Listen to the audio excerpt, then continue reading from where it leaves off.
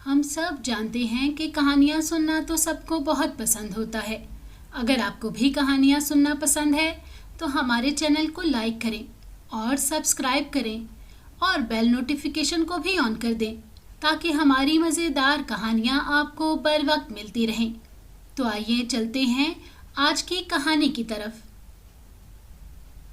ایک دفعہ کا ذکر ہے کہ ایک بہت غریب لکڑہارا تھا۔ وہ ایک جنگل کے کنارے اپنی جھونپڑی میں رہتا تھا۔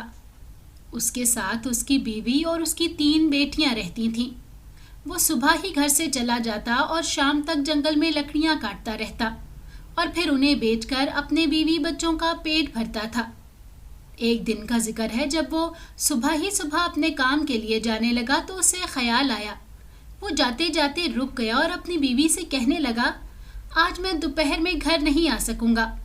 اس کی بیوی حیران ہو کر پوچھنے لگی، وہ کیوں؟ تو لکڑہارا کہنے لگا، گھر آنے جانے میں جو وقت ضائع ہوتا ہے میں اس میں لکڑیاں کاٹ لوں گا۔ تو کیا تم دن بھر بھوکے ہی رہو گے؟ اس کی بیوی نے پھر سوال کیا۔ نہیں، میں بھوکا نہیں رہوں گا۔ تم ایسا کرنا کہ بڑی بیٹی کو میرا کھانا دے کر بھیج دینا، اس سے میرا وقت بچ جائے گا۔ اس کی بیوی نے پوچھا، مگر ہماری بیٹی کو کیسے معلوم ہوگا کہ تم جنگل میں کہاں ہو؟ اتنا بڑا اور خوفناک جنگل ہے، وہ بیچاری کہاں ماری ماری پھرے گی۔ تبھی لکڑہارا کہنے لگا، گھبراؤ نہیں، اسے راستہ معلوم ہو جائے گا۔ میں باجرے کا تھیلا ساتھ لے جا رہا ہوں، جس طرف جاؤں گا باجرے کے دانے بکھیرتا چلا جاؤں گا اور اس طرح یہ راستہ نہیں بھولے گی اور مجھ تک پہنچ جائے گی۔ لکڑہارے نے یہ کہا اور جنگل میں چلا گیا۔ جب دوپہر ہوئی اور سورج سر پر آ گیا تو لکڑہارے کی بیوی اپنی بیٹی سے کہنے لگی کہ یہ کھانا لے لو اور اپنے باپ کو جنگل میں دے آؤ۔ دوپہر ہو چکی ہے، اسے یقیناً بھوک لگی ہوگی۔ اتنا کہہ کر اس نے اپنی بیٹی کو کھانا دے دیا۔ دیکھنا، جس راستے پر باجرے کے دانے بکھرے ہوں اسی پر چلتی جانا۔ ماں نے بیٹی کو سمجھایا، اس طرح تم اپنے باپ تک پہنچ جاؤ گی اور راستہ نہیں بھٹکو گی۔ تبھی بیٹی کہنے لگی، آپ بے فکر رہو ماں، میں بابا تک پہنچ جاؤں گی۔ بیٹی یہ کہہ کر کھانا لے کر جنگل کی طرف نکل گئی۔ جب وہ جنگل میں پہنچی تو اسے کسی راستے پر بھی باجرے کے دانے نہ ملے۔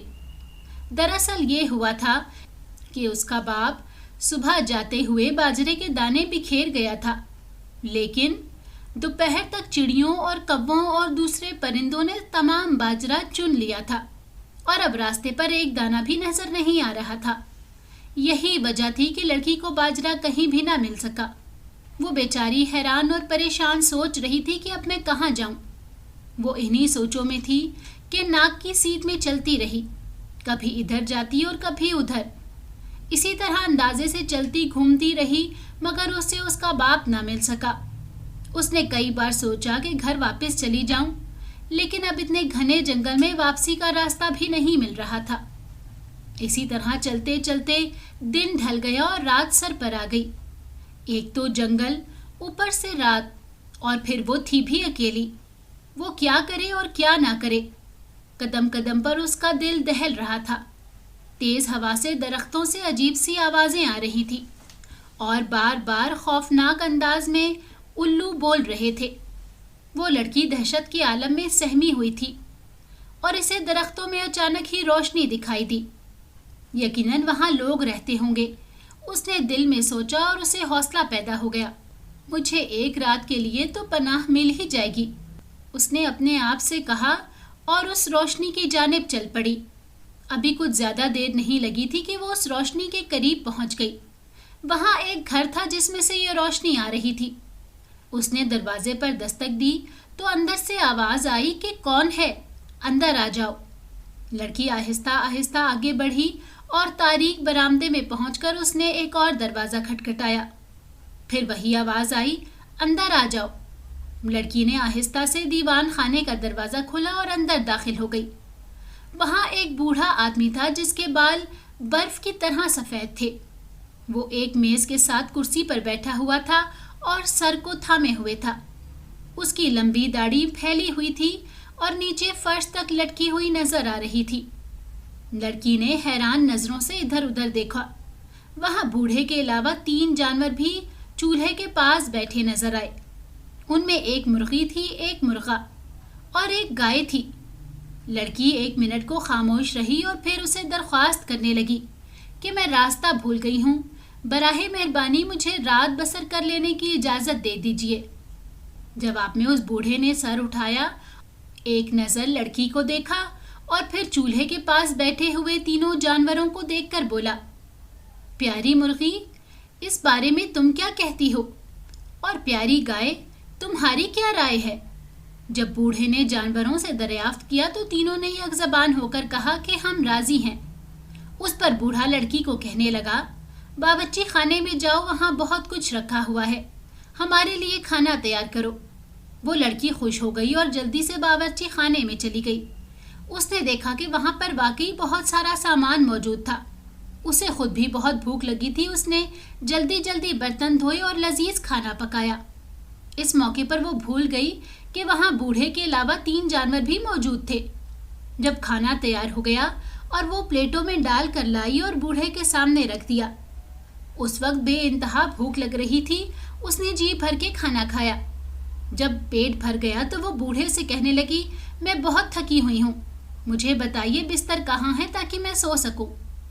اس سے پہلے کہ بوڑھا کوئی جواب دیتا، تینوں جانور بولے، جب سے تم ہمارے پاس بیٹھی ہو تم کھا رہی ہو اور تم نے خیال نہیں کیا کہ ہم بھی بھوکے ہیں۔ اب وہ جگہ ڈھونڈو جہاں تم رات بسر کر سکو۔ اس کے ساتھ ہی بوڑھا کہنے لگا، تم اوپر کی منزل پر جاؤ، وہاں تمہیں ایک کمرہ ملے گا جس میں 2 بستر ہوں گے۔ بستروں کو جھاڑو اور صاف کرو اور ان پر چادریں بچھا لو اور سو جاؤ۔ جیسے ہی بوڑھے نے یہ کہا، لڑکی جلدی سے اوپر گئی اور اس نے دیکھا کہ وہاں پر 2 بستر موجود تھے۔ اس نے بستر جھاڑے، صاف کیے اور چادریں بچھا کر بوڑھے کا انتظار کیے بغیر ہی بستر پر سو گئی۔ دن بھر کے سفر کی وجہ سے وہ تھکی ہوئی تھی تو وہ گہری نیند سو گئی۔ تھوڑی دیر بعد جب بوڑھا اوپر آیا تو اس نے دیکھا کہ وہ لڑکی سوئی ہوئی تھی۔ اس نے موم بتی سے اس کے چہرے کے پاس کر کے اس کا جائزہ لیا، لیکن وہ اس قدر گہری نیند میں تھی کہ اسے ہوش ہی نہیں تھا۔ جب اس بوڑھے نے دیکھا کہ لڑکی بے ہوش سو رہی ہے تو اس نے فرش پر بنے ہوئے خفیہ دروازے کو کھولا اور لڑکی کو اٹھا کر اس تہہ خانے میں پھینک دیا۔ اب دوسری طرف لکڑہارے کی سنیں۔ جب وہ شام کو لکڑیاں کاٹ کر اپنے گھر پر پہنچا تو اپنی بیوی سے بہت ناراض ہوا کہ تم نے آج مجھے بھوکا مار دیا ہے۔ میں نے تمہیں کہا تھا کہ بڑی بیٹی کے ہاتھ میرے لیے کھانا بھیج دینا، مگر تم نے اسے نہیں بھیجا۔ تبھی وہ کہنے لگی، اس میں میرا کوئی قصور نہیں، میں نے تمہارے کہنے کے مطابق تمہاری طرف کھانا بھیج دیا تھا۔ وہ تمہارا کھانا لے کر گئی تھی اور ابھی تک واپس نہیں آئی۔ لیکن وہ میرے پاس تو نہیں پہنچی، پھر کہاں گئی؟ ہو سکتا ہے جنگل میں راستہ بھٹک گئی ہو۔ جنگل میں تو خوفناک درندے بھی ہوتے ہیں۔ اب لکڑہارا فکر مند ہو کر کہنے لگا، اس وقت میں اسے تلاش کرنے کے لیے بھی نہیں جا سکتا۔ اب خدا اس کی حفاظت کرے۔ میرا خیال ہے صبح تک اس کا انتظار کر لینا چاہیے، یقیناً وہ کسی درخت پر چڑھ کر رات بسر کر لے گی۔ دونوں میاں بیوی باتیں کرتے ہوئے سو گئے اور دوسرے روز لکڑہارا سورج طلوع ہونے سے پہلے ہی بیدار ہو گیا۔ اس نے تیاری کی، ناشتہ کیا اور معمول کے مطابق لکڑیاں کاٹنے کے لیے تیار ہو گیا اور کہنے لگا، آج تم میری درمیانی بیٹی کے ہاتھ میرا کھانا بھیج دینا۔ باجرے کی بجائے بڑے دانوں والا اناج تھیلے میں بھر کے جا رہا ہوں تاکہ راستے میں بکھیرتا جاؤں، تاکہ جب میری بیٹی کھانا لے کر آئے تو اسے راستہ معلوم ہو سکے، اور وہ دانے باجرے سے بڑے ہیں اس لیے وہ راستہ نہیں بھٹکے گی۔ وہ یہ کہہ کر چلا گیا۔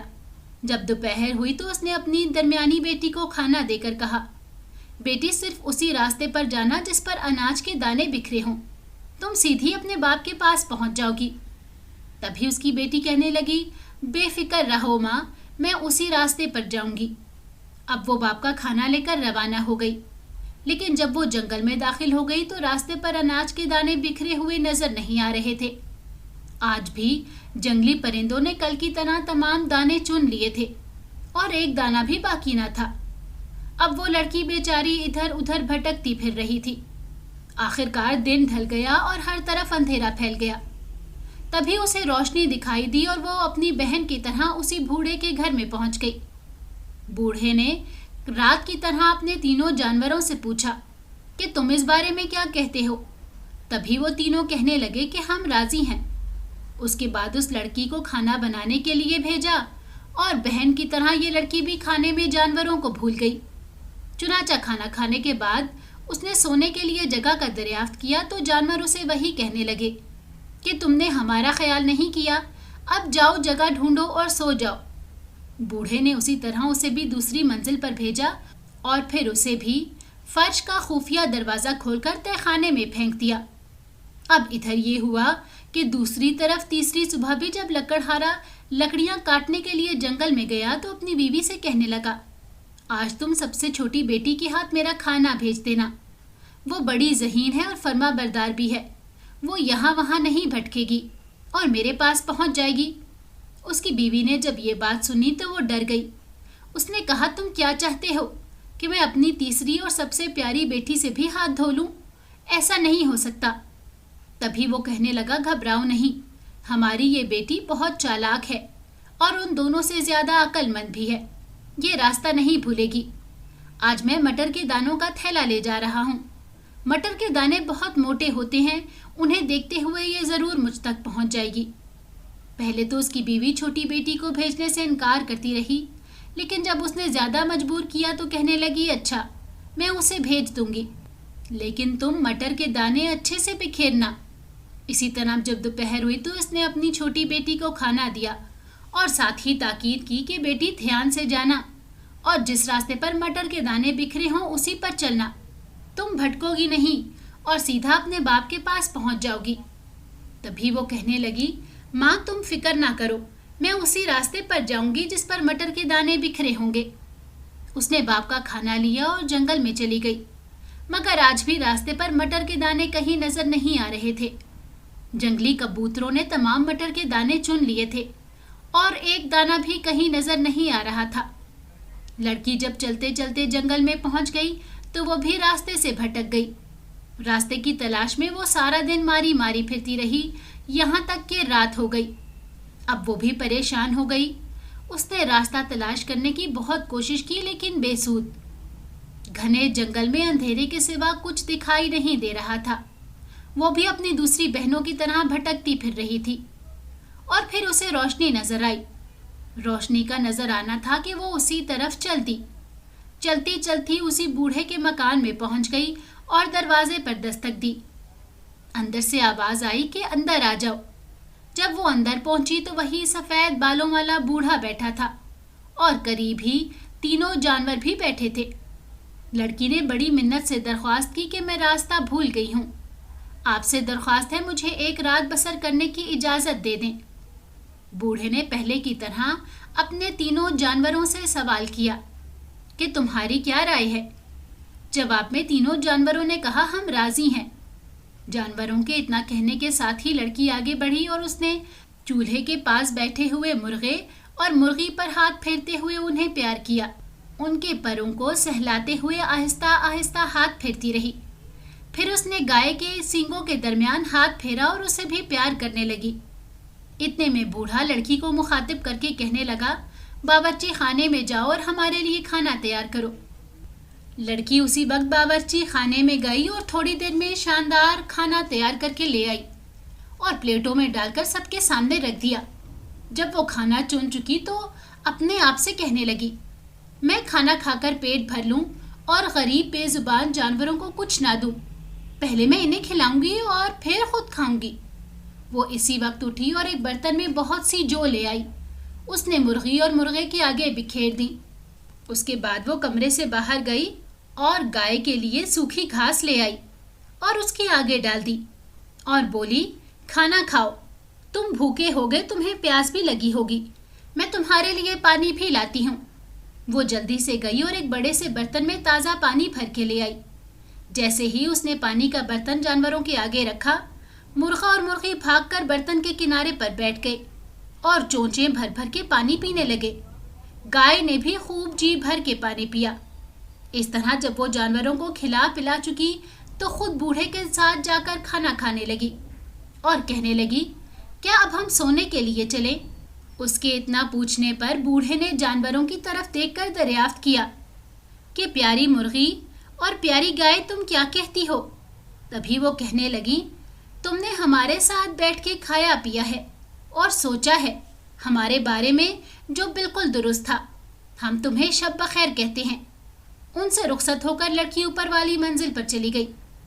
اس نے تکیے جھاڑے درست کیے اور بستروں پر صاف چادریں بچھائیں، اور اس طرح جب بستر تیار ہو گیا تو بوڑھا بھی اوپر آ گیا۔